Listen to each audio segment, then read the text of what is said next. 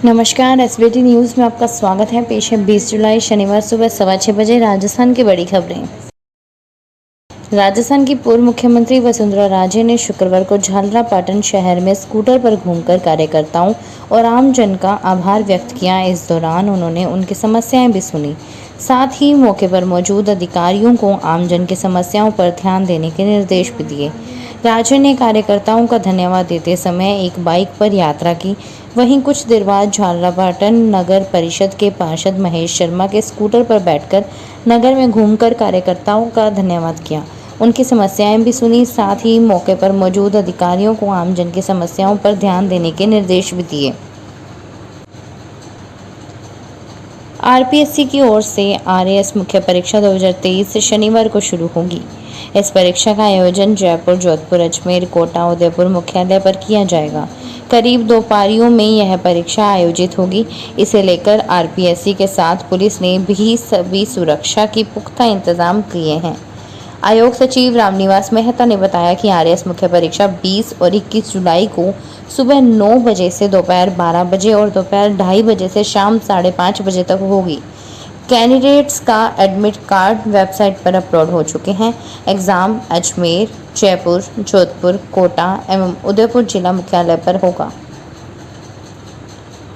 Microsoft के server में हुई टेक्निकल परेशानी की वजह से दुनिया भर में एयरलाइन, टीवी, टेलीकास्ट और बैंकिंग सेक्टर में गड़बड़ी शुरू हो गई है।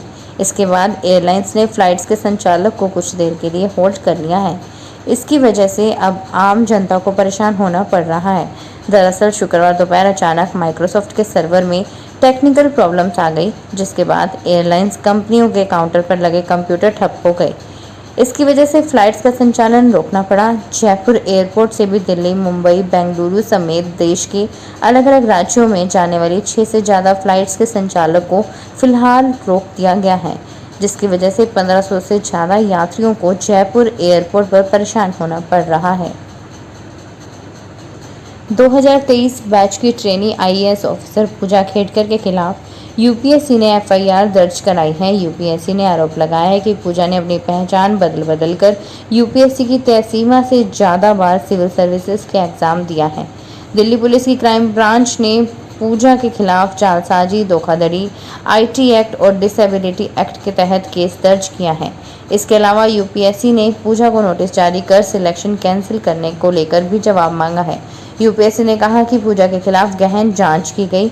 इसमें पाया गया कि उन्होंने अपना नाम, माता पिता का नाम, signature, photo, email ID, mobile number और एड्रेस बदलकर यूपीएससी का एग्जाम दिया है। सुप्रीम कोर्ट ने शुक्रवार को केंद्र सरकार, मेडिकल काउंसलिंग कमेटी और राष्ट्रीय चिकित्सा आयोग से उस याचिका पर जवाब मांगा जिसमें 21 फरवरी 2024 को हुई बैठक में लिए गए नीट परीक्षा 2024 को अनिश्चितकाल के लिए स्थगित करने के फैसले का आरोप लगाया गया है। याचिकाकर्ता ने एससी से नीट परीक्षा 2024 को जुलाई-अगस्त 2024 में आयोजित कराने की मांग की है।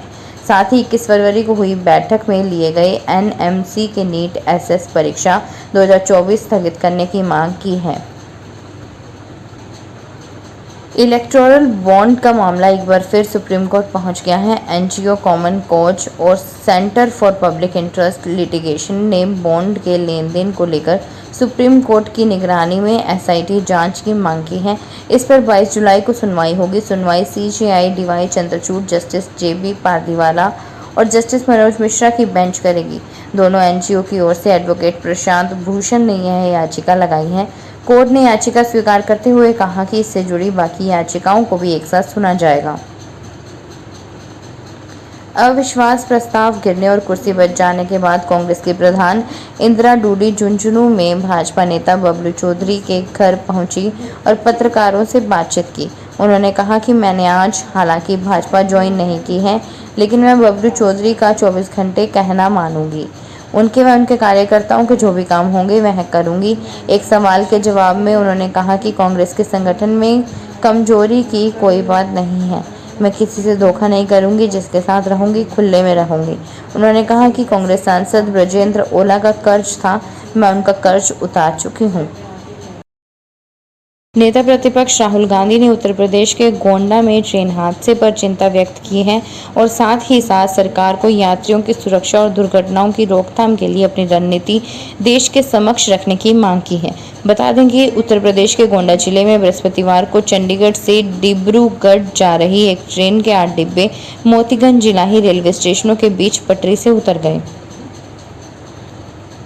राजस्थान प्रदेश कांग्रेस कमेटी के सचिव आजाद सिंह राठौड़ ने आर्थिक रूप से कमजोर वर्ग को केंद्रीय भर्तियों में भूमि, भवन और आयु सीमा में छूट देने की मांग की है। साथ ही राजस्थान मॉडल लागू करने की मांग की है। वहीं स्थानीय निकाय व पंचायती राज चुनाव में भी EWS लागू किया जाए। राठौड़ ने मीडिया को बताया, राजस्थान की पूर्ववर्ती कांग्रेस सरकार ने EWS आरक्षण में सरलीकरण कर इस वर्ग के अभ्यर्थियों को राहत देने का काम किया था। राजस्थान मॉडल की तर्ज पर केंद्र सरकार को भी EWS श्रेणी में छूट देनी चाहिए। केंद्र और प्रदेश दोनों स्तर पर भाजपा की सरकार है, ऐसे में इच्छा शक्ति दिखाते हुए EWS वर्ग के साथ न्याय करना चाहिए। 8वीं तक के सरकारी स्कूल में शुक्रवार दोपहर एक सरफिरा चाकू और पेट्रोल की कैन लेकर घुस गया। उसने क्लासरूम में घुस दरवाजा बंद कर लिया। क्लासरूम में टीचर बच्चों को पढ़ा रही थी। युवक ने टीचर पर पेट्रोल डालने की कोशिश की। कमरे में आए हेडमास्टर और अन्य टीचर पर उसने चाकू से हमला कर गंभीर घायल कर दिया। स्टाफ व ग्रामीणों ने उसे मुश्किल में काबू किया। मामला बालोतरा जिले के धारना गांव के राजकीय उच्च प्राथमिक स्कूल का है। घटना शुक्रवार दोपहर को हुई। देश भर में यूनिवर्सिटी और उनसे संबद्ध महाविद्यालयों में अब रोस्टर प्रणाली से शिक्षकों की भर्ती की जाएगी। इसके लिए शैक्षणिक संस्थान को आरक्षण के अनुरूप अपना भर्ती रोस्टर बनाना होगा, उसी के अनुरूप भर्ती करनी होगी।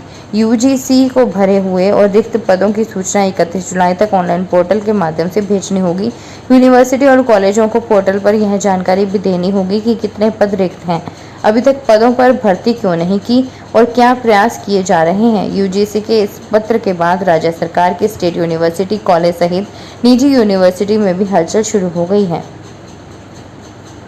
सरकारी और निजी स्कूलों में कक्षा 6 से 10 तक पढ़ने वाले विद्यार्थियों के लिए सत्र 2024-25 के लिए इंस्पायर अवार्ड आवेदन प्रक्रिया शुरू कर दी है। आगामी 15 सितंबर तक विद्यार्थी ऑनलाइन आवेदन कर सकते हैं। इसके लिए विद्यार्थियों को सूचना एवं प्रौद्योगिकी विभाग केंद्र सरकार की वेबसाइट इंस्पायर अवार्ड मानक पर जाकर आवेदन करना होगा। विद्यार्थियों को आयु सीमा 10 से 15 वर्ष के बीच होनी चाहिए। इससे कम या ज़्यादा होने पर आवेदन निरस्त हो जाएगा। तय आयु सीमा की गणना आवेदन करने की तारीख से की जाएगी। ACBEO भगवती प्रसाद परिहार ने बताया कि 15 सितंबर तक कक्षा 6 से 10वीं तक के बच्चे अपना आइडिया शेयर कर आवेदन करेंगे। बेस्ट आइडियाज़ पर मॉडल बनाने के लिए 10-10 हज़ार रुपये की राशि दी जाएगी। झुंझुनू शहर के नज़दीक समसपुर गांव मेडिकल कॉलेज के इंफ्रास्ट्रक्चर को तेजी से तैयार किया जा रहा है। समसपुर में कॉलेज भवन में BDK अस्पताल में कॉलेज के अस्पताल का निर्माण कार्य तेजी से हो रहा है। मेडिकल कॉलेज के निर्माण का अधिकतम काम पूरा हो चुका है। NMC की ओर से LOP यानी लेटर ऑफ परमिशन मिलते ही कॉलेज में पढ़ाई शुरू हो जाएगी। इस कार्य में तेजी लाने के लिए अकादमिक कार्यों को संपन्न करने में चूरू मेडिकल कॉलेज के ENT में कार्यरत डॉक्टर राकेश साबू को प्रधानाचार्य लगा दिया गया है। कोटा मंडल ने अवैध वेंडर्स पर नकेल कसने के लिए ड्रेस कोड जारी किया है। वरिष्ठ मंडल वाणिज्य प्रबंधक और जनसंपर्क अधिकारी रोहित मालवीय ने बताया कि रेलवे ने ट्रेनों और स्टेशनों पर अवैध वेंडर्स पर अंकुश लगाने के लिए बड़ा कदम उठाया है। गुणवत्तापूर्ण खाद्य सामग्री मिलने और अवैध वेंडर्स पर लगाम लगाने के लिए प्रत्येक प्लेटफॉर्म पर वेंडर्स के लिए ड्रेस कोड जारी किया है, यानी कि प्रत्येक प्लेटफॉर्म एक निर्धारित कलर की ड्रेस पहनना अनिवार्य कर दिया है। रोहित मालवीय ने बताया कि प्लेटफॉर्म संख्या 1 पर काली कलर की टी-शर्ट, प्लेटफॉर्म संख्या 2 या 3 पर ऑरेंज कलर की टी-शर्ट और प्लेटफॉर्म संख्या 4 पर नीली कलर की टी-शर्ट पहनना अनिवार्य होगा। इन सभी के साथ काली रंग की पैंट पहनना तय किया गया है। राजस्थान में रोटरी क्लब मेवाड़ द्वारा महिलाओं को सर्वाइकल कैंसर से बचाने के लिए महाराणा भोपाल सार्वजनिक अस्पताल उदयपुर को 6 करोड़ की लागत मशीन भेंट की जाएगी। रोटरी क्लब मेवाड़ के संरक्षक हंसराज चौधरी ने गुरुवार को यहां आयोजित क्लब के वर्ष 2024-25 के पदस्थापना समारोह में यह जानकारी दी। उन्होंने बताया कि क्लब वर्ष 2024-25 के दौरान जनहित से जुड़े 2 बड़े प्रोजेक्ट करेगा। इसमें एक प्रोजेक्ट एमबी हॉस्पिटल में सर्वाइकल कैंसर से जूझ रही महिलाओं को उपचार के लिए 6 करोड़ की लागत की मशीन एवं बर्ड पार्क में घायल पक्षियों के इलाज के लिए क्लिनिक खोलेगा ताकि उन्हें समय पर उपचार उपलब्ध हो सके।